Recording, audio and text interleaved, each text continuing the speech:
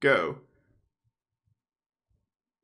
Going live. Come live, apparently. Alright, hello, welcome to the stream. I am here. I don't know what the turnout for this is going to be like. It could be terrible. It could be great. It's been a while since I did one of these. Yeah, we'll see. It's Boxing Day, so I don't know whether people are busy or just depressed. But like, if you are stuck with nothing to do on this Boxing Day, come say hello. We're going to be going over some Doctor Who things, things I haven't spoken about, things I haven't covered, and hopefully going to be doing some fun stuff along the way.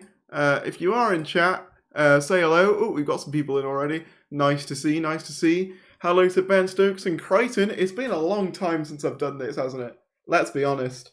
I probably should have more of a schedule to these things, but it's been busy over the festive period, as you can probably guess.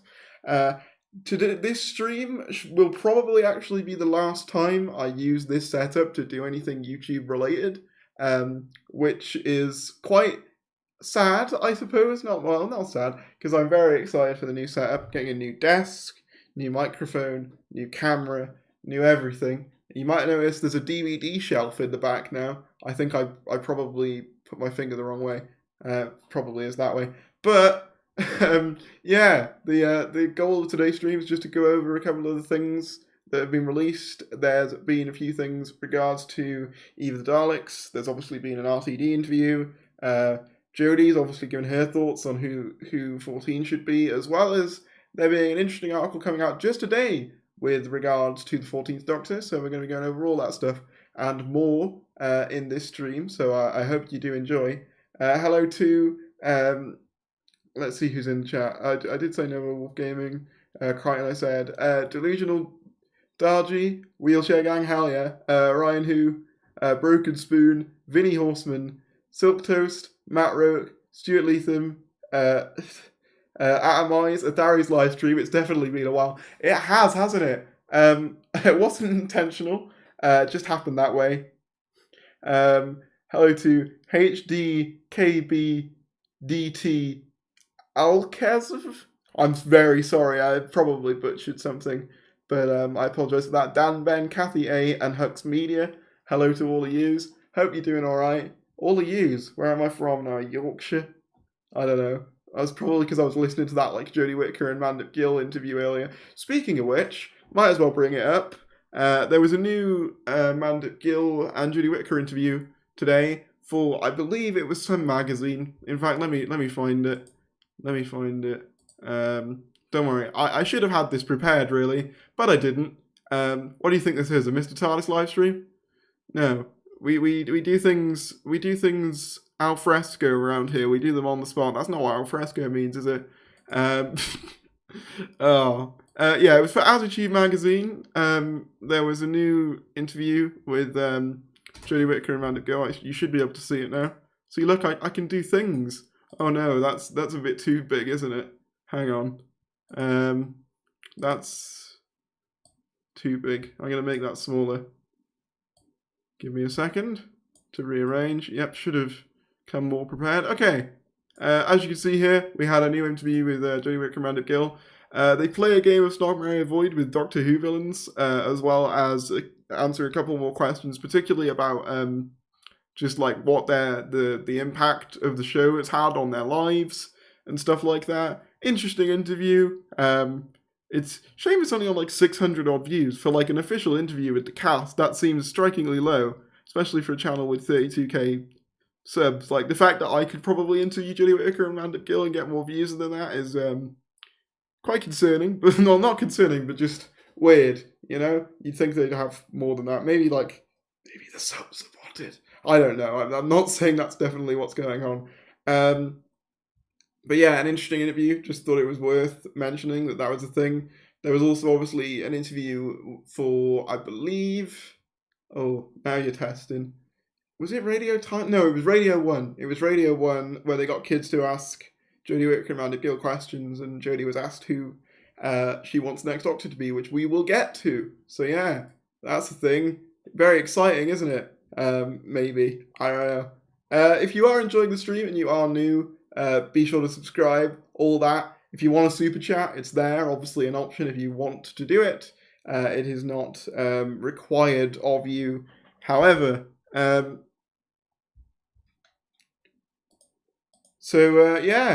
the stuff's happening. Let me read the chat a bit more, and then we'll get into some more news stuff. Hi, Merry Christmas. Merry Christmas to you too. I hope you all had a good day. I forgot to say that, but I hope you all had a good Christmas yesterday.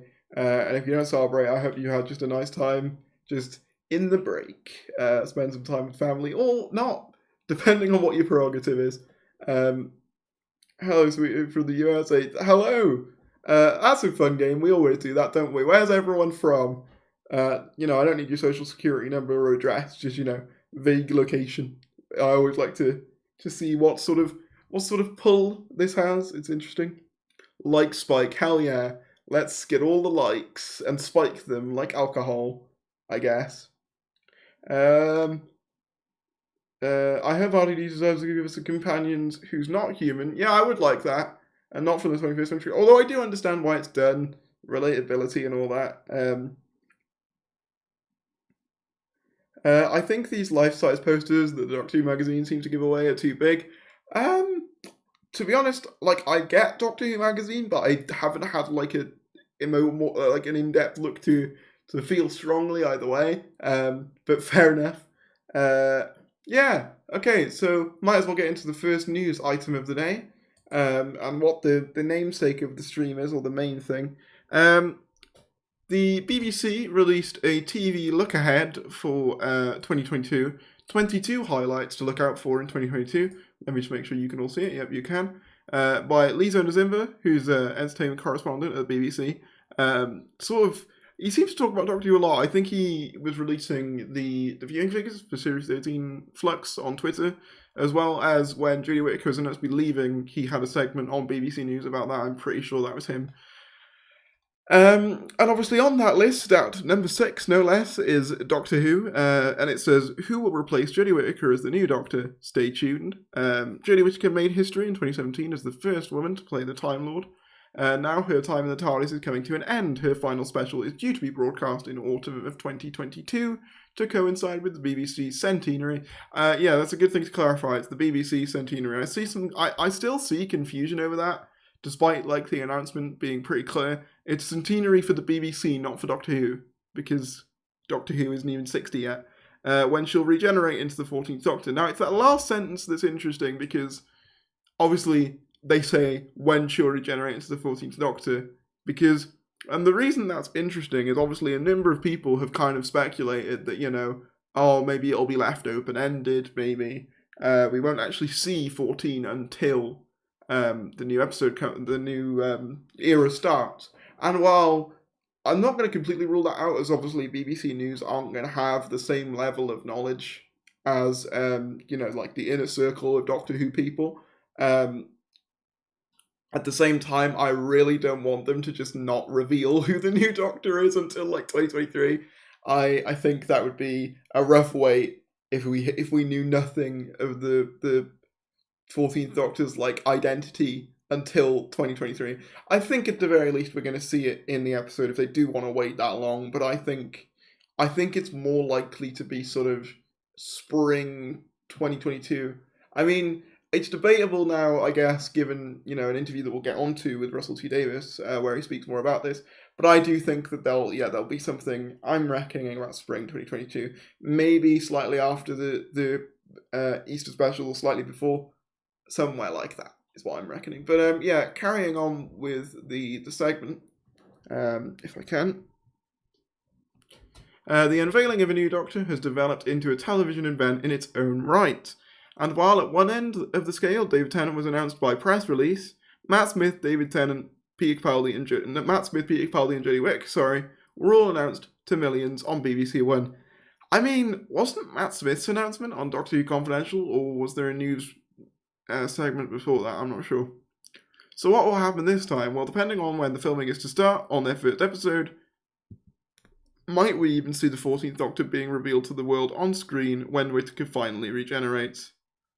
So yeah, not much to go by there, but I definitely think it's more than likely we're going to see 14 in the centenary. I hope we do, because otherwise, like I say, it's going to feel like forever until like we get anything, a glimpse of anything RTD. Because as we all know, showrunners historically will write the first thing they'll write is like the post regeneration scene for their Doctor. Obviously, that happened with Stephen Moffat to Chris Chibnall. Stephen Moffat wrote the entire script, sent it over to Chibnall.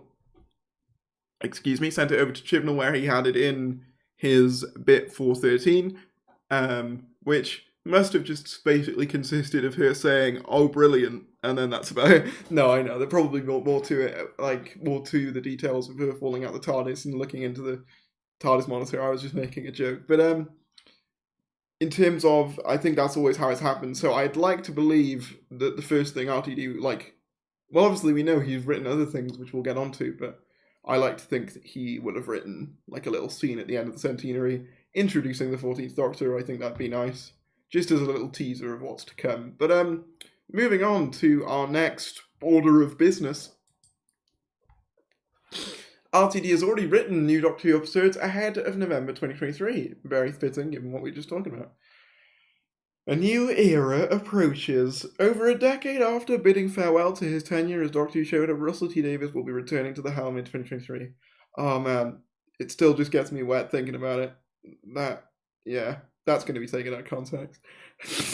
With current Doctor Who boss Chris Chibnall and Doctor Jodie Whittaker bowing out, Davies is preparing to usher in a new era of Doctor Who again. In an interview with The Guardian, the writer has revealed that some of the new episodes are already written and ready to go, but he insists the new Doctor is not decided on yet. "I've already written some episodes. The first will go out on November 2023. That's the 60th anniversary of the show," he said. So interesting here, he basically confirms that there will be nothing until November 2023 in the way of his era, like, because there were some people speculating, oh, maybe he'd do a 2022 Christmas special to bridge the gap. Doesn't look like that's going to happen now, although, you know, he could be lying, but we do have to kind of take this at face value at the moment, because we've had really nothing to contradict what he's saying here. It is going to feel like a long time, but it is good to know that, like, stuff's being written. I'm very excited to see, like, how, like, what it's like, you know, and obviously in terms of the gap, it's very similar to what Series 1 had, where 2003 they announced Doctor Who to be coming back, 2004 is spent filming the thing, and 2005 is the release. So it's very similar to that. If you think of 2021 announces Russell T Davies' new era, 2022 is the filming of the new era, 2023 is the release, if you like. And he says here, we've got the exact quote, "I've already written some of the episodes. The first will go out on November 2023. That's the 60th anniversary of the show," he said. I think it's very interesting, though, that he has said that it goes out on November 2023, as opposed to the specific date, which is November 23rd, which makes me think that the 60th might not necessarily just be one special, but like a sort of contained event, kind of in a similar vein to Flux, perhaps, but more, obviously, anniversary related, because they could do one big blowout for the anniversary and then introduce a 14th Doctor. That might be quite a good way of getting a bunch of eyes on the new Doctor's scene, the new Doctor's first scene, if their first scene is them being introduced at the end of a big crossover of everyone's favourites. That might be a good way of doing it. There's so many ways that this could be done. We've got so many questions, but it is very exciting. Davis was tight-lipped on the topic of who will replace Jodie Whittaker as the Doctor, however. Asked if it's a sin to co-star Ollie Alexander could be 14, he explained, "Behave, stop it. We genuinely have not cast anyone yet, we're just starting auditions," he added. So this, again, kind of dispels any of the rumours that, like, 14 had already been cast, which had kind of been floating about. To be fair to him, you know, he's not really in a rush, because, like, his new era doesn't start until, like, what? You know, it's not for another, like, almost 2 years. So I think it's a good idea to sort of take it slow. The fact that he's already got stuff written is just exciting in itself. But I think the idea that there's going to be, like, a slow, like, not slow necessarily, but, like, a thorough audition process to find 14, I think is the right move. Obviously, we don't know exactly what the audition process has been for like other Doctors, but like with in the situation of 13 again, I'm not stating any of this as fact, but it did just kind of seem like Chibnall went, okay, who have I worked with before? Judy Whittaker, that works. And I'm not saying that's what happened, but it just very much felt like that. But I think, you know, if RTD, you know, auditions a wide variety of talent, I think that'll be the best way of finding someone. I don't know. I could be completely wrong on that. But I know that like when he was casting Christopher Eccleston, like they approached Hugh Grant, but like his manager at the time turned it down, but he said he'd be interested in it. So like, and I'm not saying that he'll you know audition someone of that caliber again. I'm just saying that you know we don't know who he'll cast, but it looks like there's going to be quite a thorough audition process, which is cool. Davis' shock return as Doctor Who showrunner confirmed in September. This is kind of just stuff we've already read, and yeah, so that's all of that. Honestly, yeah, let me know what you guys think about like stuff being written. Personally, for me, that is really exciting. Part of me does wish it was a bit sooner, but at the same time, just the fact that we know that stuff's coming is just really exciting. So when was the Eccleston announced in relation to the show announced it was getting revived then? You know what? I'm not sure. Should we have a look? I'll have a Google. When was Christopher Eccleston?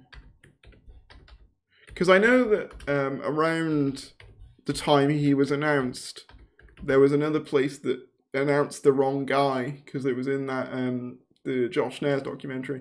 I think it was relatively close together. When did Christopher Eccleston announced as the Doctor? As the Queen. Wow, that'd be a weird crossover, especially considering you know Chris Eccleston's opinions on the Queen. I'm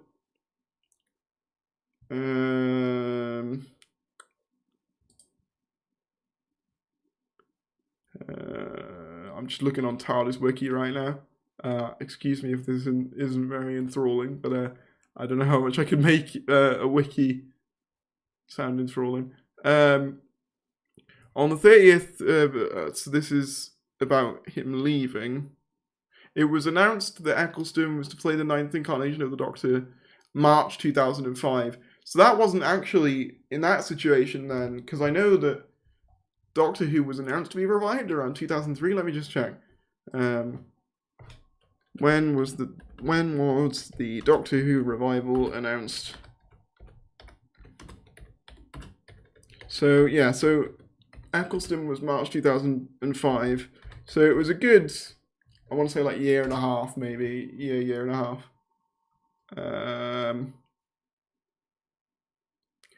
But hang on, so wait, yeah, he was announced in March 2005. Oh wait, no, it started airing in March 2005. I am confused now.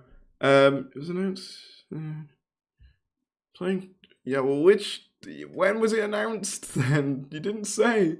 You just said it was announced, but you didn't say when. No, I think it was, oh, here we go. 2nd of April 2004, so probably a year after. Okay, that makes sense. Okay, apologies, I figured it out. Yeah, it was 2004 April. So, given that like they announced it sometime in 2003, I'll just double check when in 2003 because that'll give us like a good indication of when we can expect our Doctor reveal for 14. Doctor Who is returning. If I sort the arc walls from like oldest first, should come up. Is there a way of sorting? Anytime, custom range. I'll just put like from like January 2003 to like December. Oh God, this is gonna take a while. You know what? I'll just 1. It's probably gonna be 0101, but you know what? 2003 to 12. No, 20. Yeah, 31st of the 12th, 2003. Entertainment, Doctor Who returns. Okay, so the return of Doctor Who to TV was announced on the 26th of September 2003, and Eccleston was announced in April 2004, so it's just under a year. My maths isn't very good. Someone calculate how many months that is. Someone do it right now in chat. Someone smart and with a brain, because I do not possess one of those, apparently. So logically, if it was to follow the same pattern, let's say that... Actually, it kind of matches up perfectly. So September, we announce, you know, the new era, because, oh my God, it actually lines up perfectly. How has no one realised this? Like, the dates line up perfectly, because almost like to the day. It's only a few days out. 26th of September 2003, RTD's revival of Doctor Who was announced the first time, and on the 24th of September of this year, it was announced that he would be taking over. So by that logic, then, my guess as to when the 14th Doctor is going to be revealed is sometime in April. Because that makes sense. I'm going to tweet that. I can't believe no one's figured that out. That, like... I'm going to tweet that, because that's actually blown my mind. Maybe someone has pointed that out, but I haven't seen it. So that's mine. It's copyright me. I discovered that. Nobody else. Where's the date? Friday, 26th.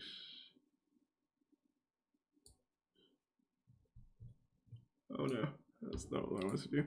Okay.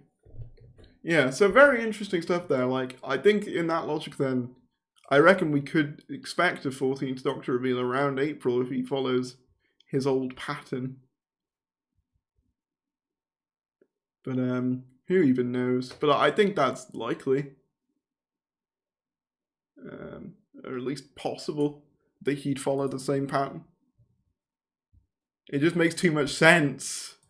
It's blown my mind, everyone. It's blown my mind. 7 months for... Yeah, so and then it's just under a year. So that makes sense. I mean, the only difference would be that if they announced 14 in April of 2022, then you'd still be waiting over a year for the first appearance. But then I suppose it wouldn't be the first appearance because you'd have the bit at the end of the centenary. So maybe that's how they'd say, oh, well, the first appearance was, you know, at the end of whatever the centenary is called. In the same way as, you know, people said the other day that it was 4 years of the 13th Doctor because, like, the first scene is in Twice Upon a Time. But yeah, that's really interesting. That was the long and short of what I was gonna try and do there. I need to try and find the Russell T Davies announcement now, so I can put the two side by side because cool. I'm gonna scroll down. One of you is probably gonna tweet this bit whilst in this stream, and I'm just gonna look like I've stolen it from you, even though this is like copyright my idea. Like I came up with it. Like I birthed Russell T Davies. No, I did not. Let's not start stuff like that. Otherwise, we're gonna get some bizarre Dan Vinista shit in the chat, and that's not what I want. Not on my first stream back in a while. Right, I'm just going back to September when they announced RTD taking. I can't believe I really just clicked that. That is quite cool that they've kept it that close. It is kind of bizarre that like that announcement has been that long ago at this point, because like in my head it's still like new, but it's not. Like by now it's like months old, and that's really odd to me. Like it still feels like something that happened yesterday, but it didn't. You know, it's old news, but it's not, because it's still coming. So honestly, just the fact that it's still happening just blows my mind. Like I haven't gotten over it even after all this time, and I don't think I ever will. Truthfully, like. If you wanted, like, for me, right, at the time as well, you know, before Series 13 had aired and everything, if you wanted to tell me, like, oh, what would be, like, you know, the absolute impossible way they could, like, fix Doctor Who for you, I'd honestly have said something like bring back Russell T Davies, and that's exactly what they did. It was like fate, or, like, prayers had been on. It was just, like, a magical thing. Like, it's just one of those things that you just never expect to ever happen, ever. Oh, there's a new Jodie Whittaker interview for Magic Radio. Wow, they are really making the rounds today. Blimmin' heck. I mean, I like that they're doing all the promotion for the new special, though. That's good. Because, you know, at least it's not like Revolution, where we get, like, one shot of Jack after, like, months. Where he's like, oh, I missed that sound, and that's all we get. Because that was quite something. Just realised that the announcement of RTD taking over in 2003, and him taking over in 2021 line up almost exactly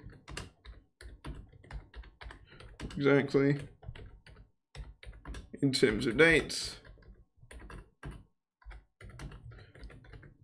By this logic, my guess is that we'll find out who 14 is around April. That's my guess then.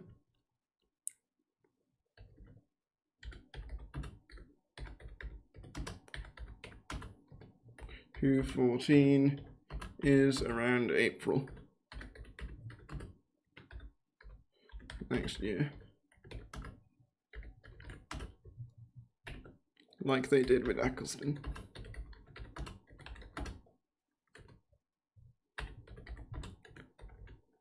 Because it is like he's like, even in his own sort of like way, in terms of like the way they've announced it, like the dates, it's like he's mirroring the exact things he did in 2005, which is really cool, really bizarre, and really exciting. But let's have a quick look very quickly at what this new Jodie Whittaker interview entails. Go like this tweet, by the way. Everyone who's watching, just go like this tweet right now at Theories by T, because I'm a god, and I figured that out all on my own. And frankly, I think I deserve an award.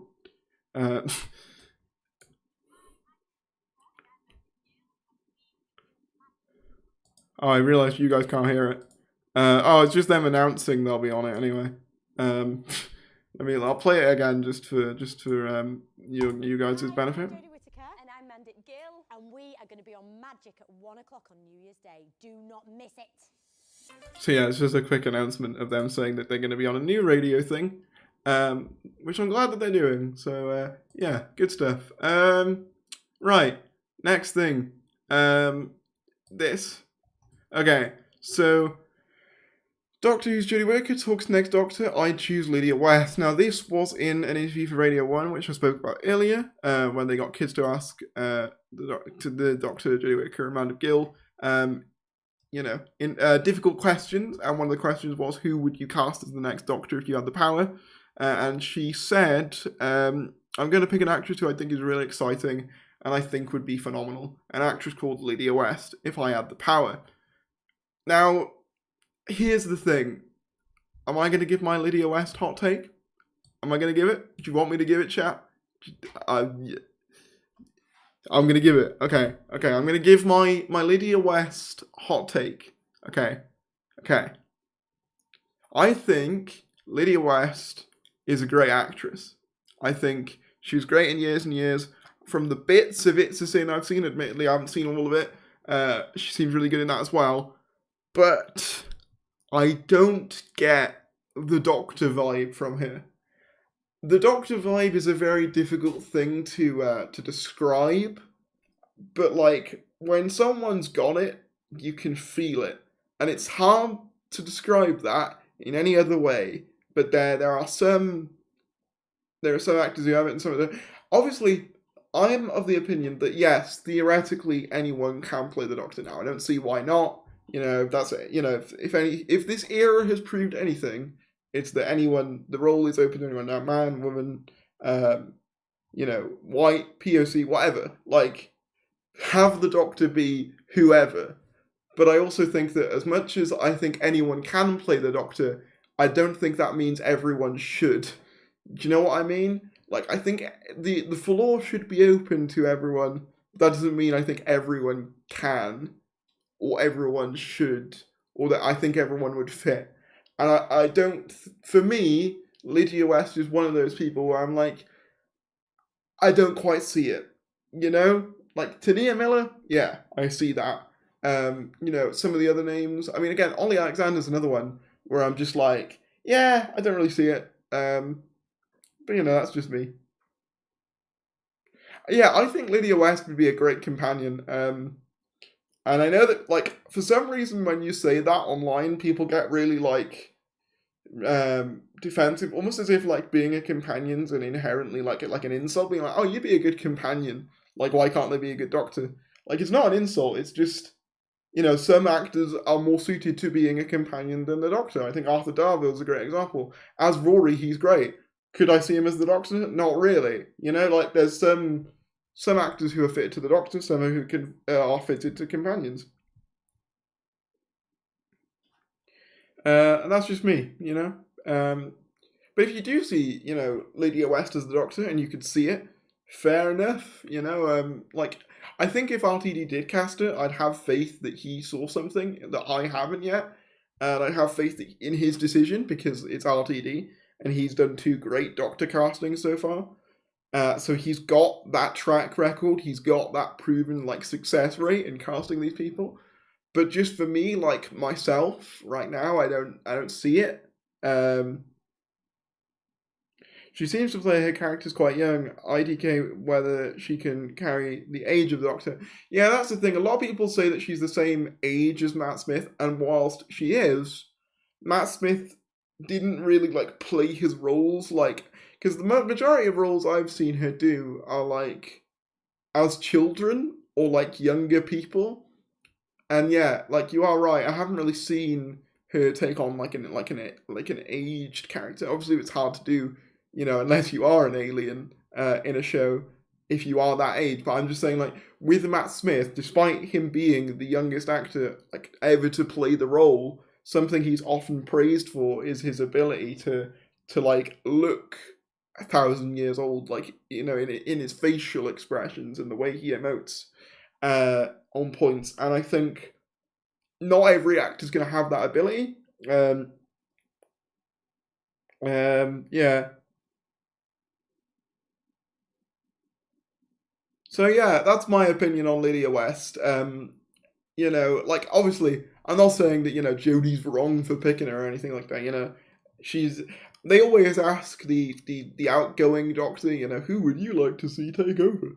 And that was her choice, but obviously it wouldn't be mine personally. But I've seen, since that article came out where Jodie has said that Lydia West would be her personal choice, I've seen a lot more people sort of get on board with that. And for me, yeah, it's not quite there for me. But fair enough if it is for you.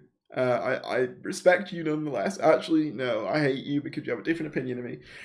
Anyway, getting into the what do you call it? The Eve of the Daleks segment of this live stream. Somewhat obligatorily, but is that a word, obligatorily? I don't know. I made it up. Doctor Who's New Year special is the funniest episode yet. Now, when I read this, can't lie, I was a bit scared. When I've only read the headline, but Chibnall era comedy has never been for me. Like, I feel like it's unintentionally funny, but like when it tries to be deliberately funny, I find it cringe the majority of the time. Big laughs with Daleks, it's true, according to Amanda Gill. The Doctor and her companions are trapped in a time loop being hunted by Daleks. Doesn't exactly sound like a parallel laugh, does it? This is another thing I was thinking about. Like, when the trailers came out, it kind of looked like quite a dark psychological, thing where like they're being constantly tortured by this Dalek. But now they're saying that it's got rom-com elements, comedy elements. So I am worried slightly that the tone of this one's going to be a bit all over the shop. But anyway, but according to Doctor Who star Amanda Gill, the show's New Year special, Eve of the Daleks, which does, of course, feature guest spots from comedy stars Aisling B and Ajani Salmon. I don't know whether I'm saying that correctly. I apologise in advance if I'm not. Is in fact the funniest episode of the Jodie Whittaker era. I find it interesting how like they actually say Jodie Whittaker era, but they've changed it to yet. Very strange. Like, I don't know why they couldn't just put that as the title. Like, I don't think it would stop people clicking on it if it just said Jodie Whittaker era. I don't know. Gill has described the special as a standalone episode, and so a really easy access point for anyone that perhaps didn't watch the series or has never watched Doctor Who. Who are these people?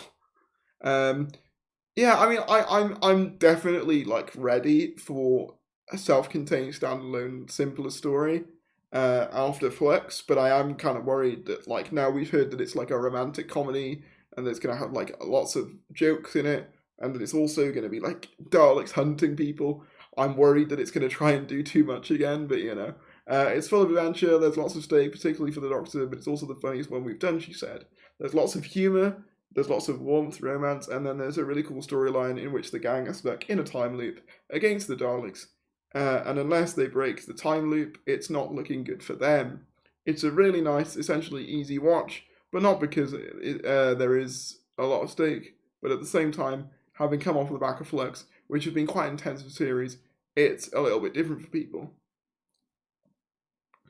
The times of which we've heard previously, Chibnall said it was basically a romantic comedy. The episode is basically a romantic comedy where the obstacle of the romance is not only the characters themselves, but the threat of the Daleks, he told Doctor Who magazine. But there's still a big, fun sci-fi concept at the heart of it. It's got a range of tones, the range of scares, the range of humour, the range of mystery that you'd want on New Year's Day. Somewhere also confirmed that it would tie into Flux. I don't know where that was from. Either the Daleks traps the Doctor, Jodie Whittaker, and Thingy in, Thing, Groundhog Day, etc. We get that. We've done that. Cool. So yeah, that's the thing. Oh, shoot! I don't think I moved over to the article. Did I just not show the article that entire time? Whoops. You'll just have to enjoy my reading then.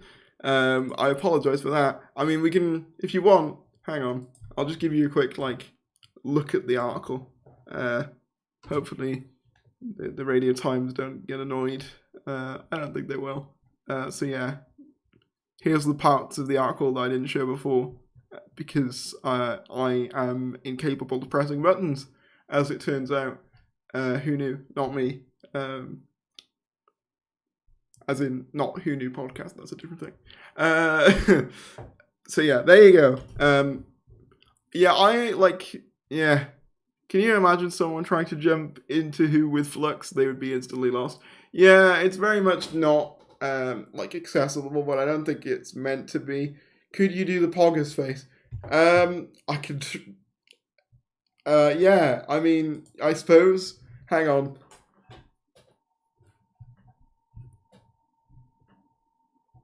Is that it? I don't know. Did I do it right? Verse Saxon says Flux should have been wrapped up in episode 6. Completely agree. It was a mini-series after all. The 3 remaining vessels should have been standalone and give 13 a farewell run. Imagine like they've done with 10. I agree. And the reason I also agree with you even more is because now we're going to get people saying, well, you can't judge Flux and everything else until the specials are out. And it's just Flux was advertised as one story, and if these specials add crucial elements to Flux, then it kind of doesn't make Flux all one story, really. So, yeah, I completely agree with you. It should have all been wrapped up in, the actual series, in my opinion. I mean, they can still carry on some things. They could carry on, like, Timeless Child stuff. Like, I think that's always going to be a part of Journey's era now. But I do agree with you, like, things like what the state of the universe even is. I mean, to be fair, I wouldn't even have minded if, like, the Timeless Child stuff was wrapped up in Flux, because quite frankly, like, they just keep dragging it out, and I was never a fan of it in the first place. So the fact that they're, like, kicking the can down the road even further, I'm just like, we're carrying on with this. Because, like, it's so obvious that they're going to do something with it in, like, the Centenary. But that's the thing as well, because I don't think that the Timeless Child stuff's going to get any further expansion in either the Daleks, at least from what we've been seeing. Obviously, I know Chibnall likes to do his little surprises and his little, actually, there's a bunch of stuff in this you weren't expecting there to be. But part of me thinks that we're not going to see anything about, like, 13's arc until the Centenary.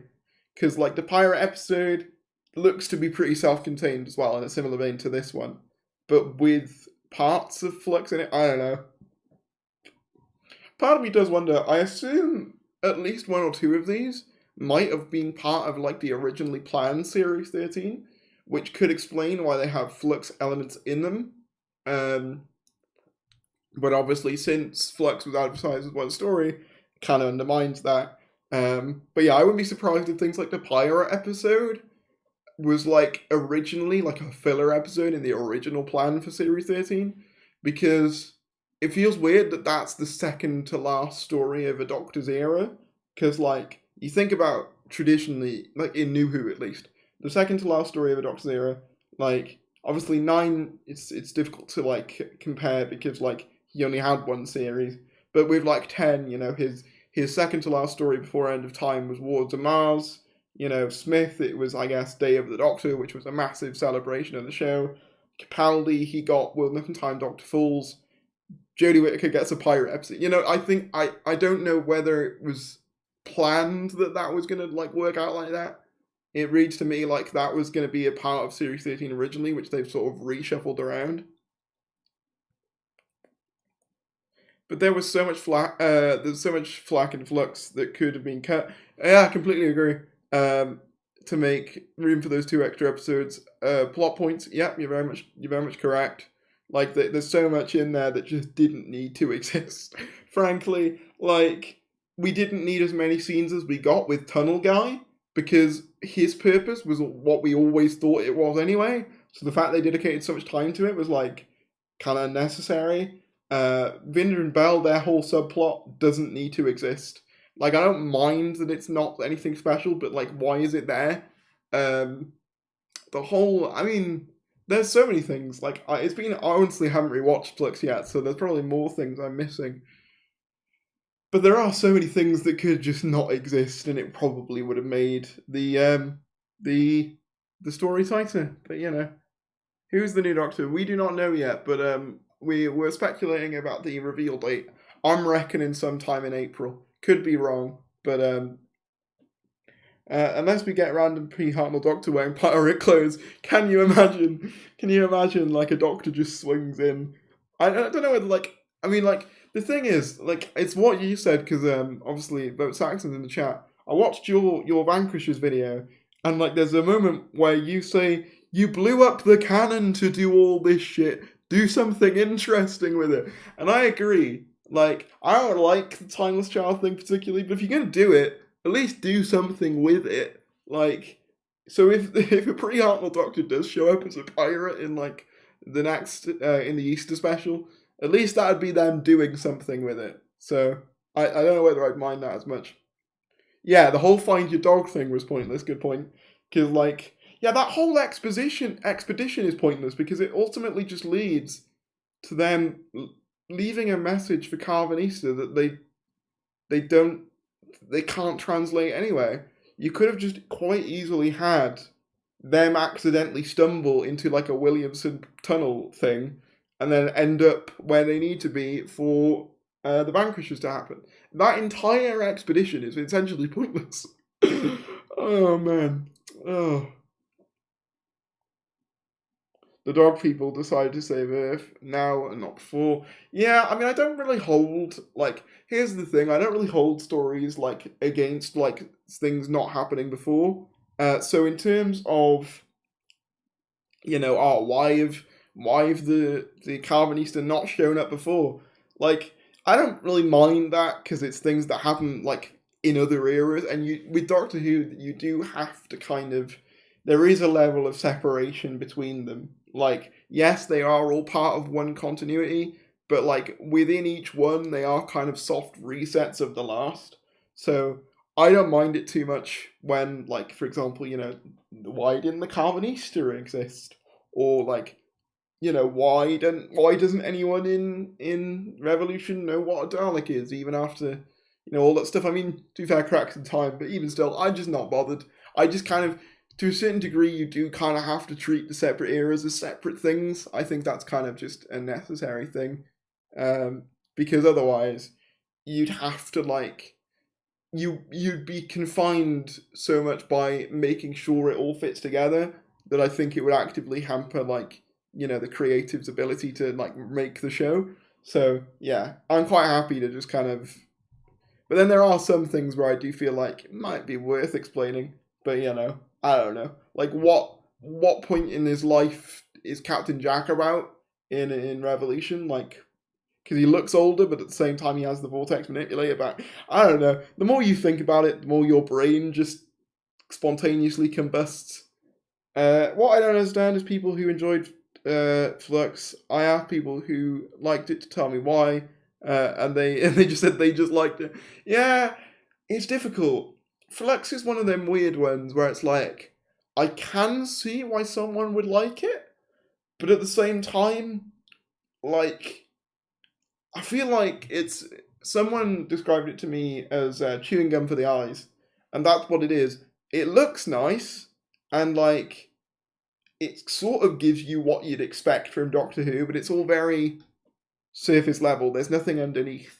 You know, it's just kind of like, because the thing is, I've called Flux dull before, and people will go, "How can you call Flux dull? There was so much going on." But I would argue that because so much goes on and there's no sort of substance to it, you don't really feel anything. So therefore, it just kind of feels like this dull blob of content where it's like, yeah, okay, things are happening, but like, why am I meant to care? And as a result, that makes like Flux to me feel like this dull heap of Doctor Who references. That's kind of what it feels like to me. And that's sad, because the thing is, I saw people after Flux happened being like, oh, this, you know, let's not do serialization again. I'm like, no, serialization is not the problem. This is just a crap version of that, because they don't pay anything off. Or at least the stuff they do pay off, it doesn't feel satisfying. It really don't feel like we learn anything else. No, we don't. Like, in terms of, like, the big arcs, we learn nothing else. Like, the biggest thing to change, right, and I shit you know, I'm pretty sure this is accurate. In the first episode, the Halloween Apocalypse, the Doctor goes, "Oh, I share stuff," you know, when she's hooked up into that machine. And Yaz's like, tell me, open up more to me in Halloween Apocalypse. And then in The Vanquishers, she's like, "Sorry, Yaz, I should open up to you more." We miss any of, like, the parts where that develops. So it's just this really weird, like, the characters have a beginning and end point, but there's no sort of like in between where we get to see how that point happens. So it feels really bizarre. But that's the only thing that's really, my point to that tangent was, that's the only thing that's really changed throughout the course of this like series is, oh, the Doctor's going to tell Yaz some more stuff now, and Dan has joined, I guess, for 3 episodes. I don't know. Yeah, that's pretty much it. Flashy visuals, but nothing behind it. It's a shame because, like, you know, you can see, like, the elements of hard work that go into it, and you can see that they wanted to make something good, and there are moments. This is what I've always said about Christian or Doctor Who. There are moments where you look at it and go, this could be genuinely great, but there's always something just holding it back, and it's sad, you know? You can't get invested in the story because it constantly keeps cutting away to another plot. It's incredibly bad with its structured. Very true, very true. I mean, I'd also argue that, like, the thing is as well, people have compared this to the way something like early Stranger Things is structured. I haven't seen much of Stranger Things. I've seen like a couple episodes, but in like early episodes, you'll have like multiple characters doing multiple different plots. The difference there, though, is like historically, like shows like that and like Game of Thrones, they're all in like one central like world location, and they all sort of tie into each other. With Flux, it's like, here's something going on in this universe, and here's something going on in this timeline, and here's something going on with this planet, and it's like, whoa, okay, where are we? And it's really strange. Like, there's like obviously that interview where Chibnall says like, I feel like Azure is in witness protection. It's like, you really should know that. But beyond that, he also confirms that the people who Azure absorbs into the passenger are humans. Which, how? Because we're still in 2021 apparently, but as well now humans can get to other planets. Like, we haven't even figured out how to get to Mars yet. How have they? How?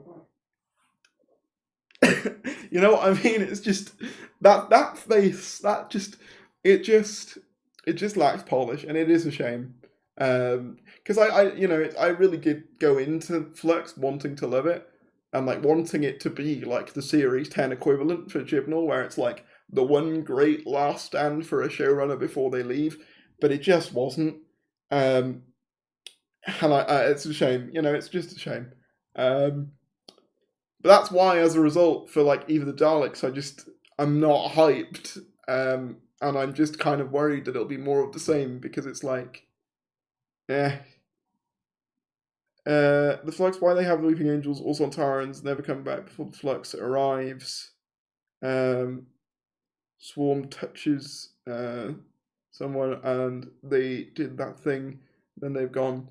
Tell me why that happened. Wait, so you're saying why is it when Swarm touches people they disappear? It's just one of his powers, I think. He can just disintegrate people. I think it's just one of his powers. I guess they're returning the name of the show back to Doctor Who. I mean, yeah, but like, I get what you mean in the sense that like the time of shot does add that question more so, but at the same time, like, at what cost? It's just added like an extra layer to the Wikipedia entry that just feels like wholly unnecessary and cumbersome and makes it more complicated. Like the Doctor numbering and like, and the show's mythology was already complex enough. Like, try and explain to someone who's not a Doctor Who fan how many Doctors there are. That's become even more difficult now with all the Timeless Child things.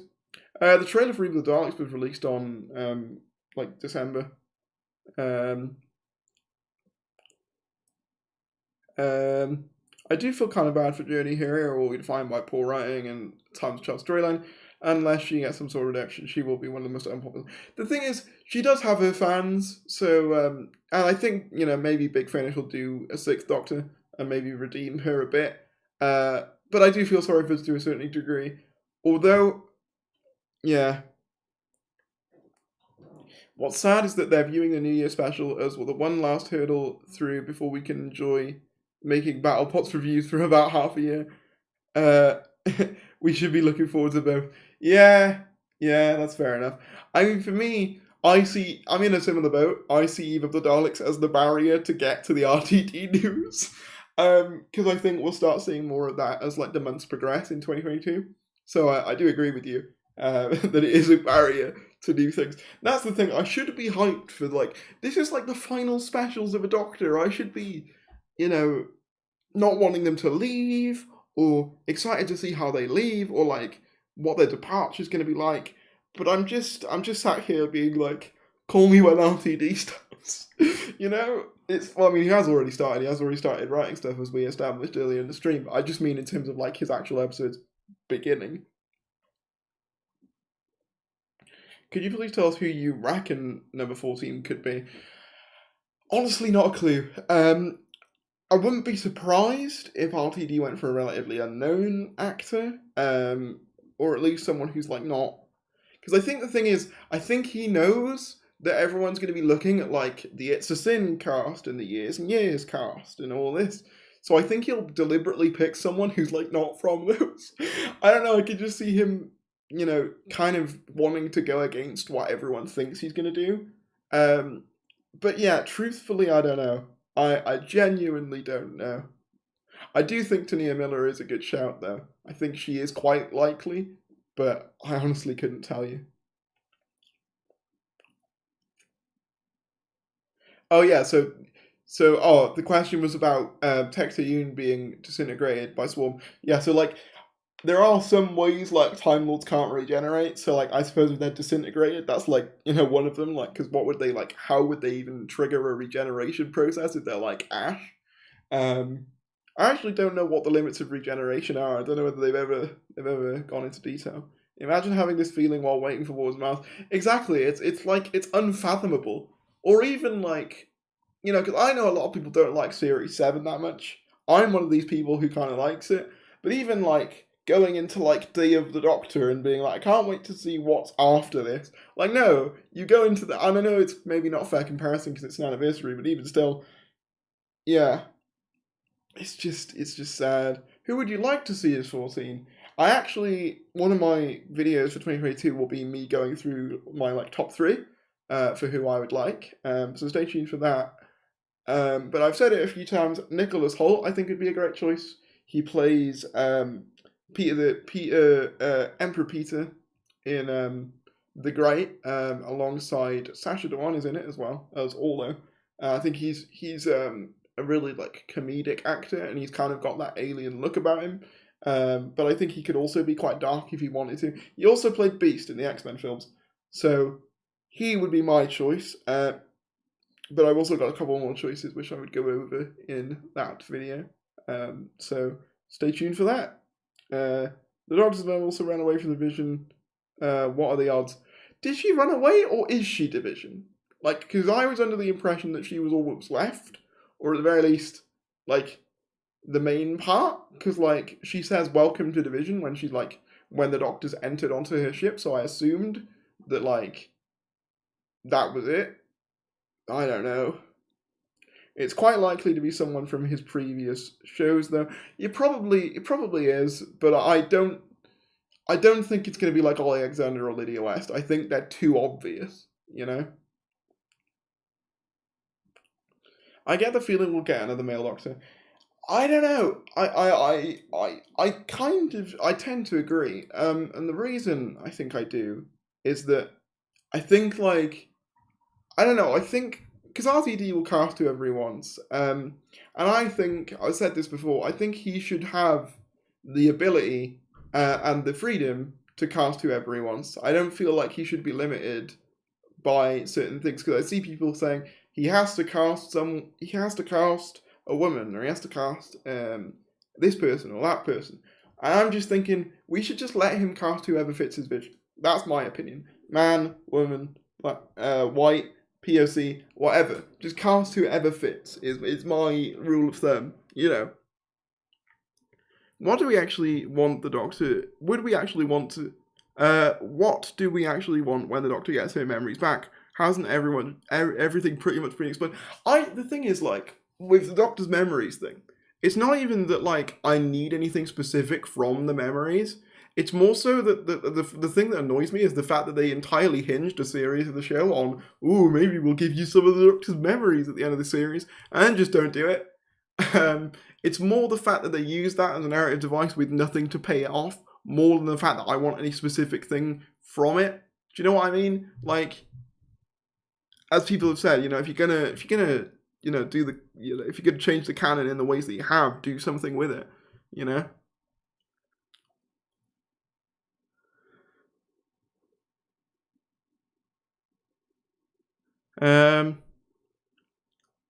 But yeah, I think I'm gonna leave now. But thank you all for coming back for this stream. This probably be my last thing until like the new year. So yeah, look forward to. I've got like a bunch of plans. As I said, I'm getting new equipment. It's gonna be great. Donald Trump thing, I guess. Was that a reference to that? I think so. But yeah, also, just want to quickly plug something, if I may. That's when everyone leaves. But I do now have a TikTok, and I would appreciate it if you could just go give it a follow. Tharies YT, there it is. There's me doing a fucking weird dance. Go give that a follow. I would appreciate it. Thank you all for watching this stream, and goodbye.